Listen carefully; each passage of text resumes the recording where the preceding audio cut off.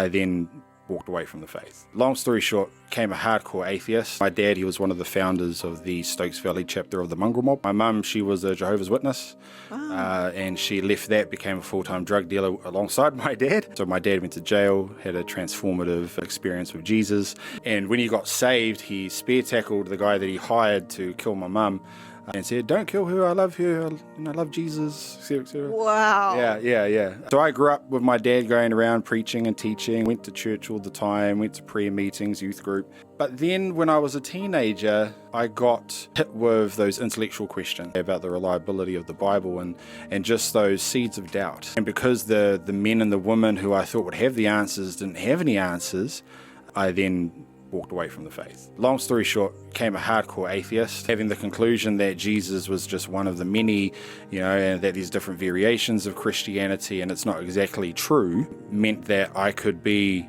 the arbiter of truth in my own life. So I could do things my way, I could be God of my own life. And then one day, I was trying to practice how to tear someone's faith down. Like atheist apologetics. Yeah, pretty much. And I found a video and it said, "Atheist destroys Christian." It was clickbait. It wasn't an atheist that destroys Christian, it was a Christian that destroyed an atheist. Clickbait. Yeah. Holy clickbait. Yeah.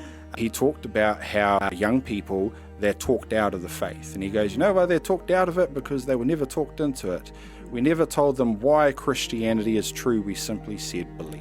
And when I heard that, I was like, well, that was me. And then he proceeded to give a presentation about not a fuzzy feeling, happy, a version of Christianity, but rather one that was objectively true.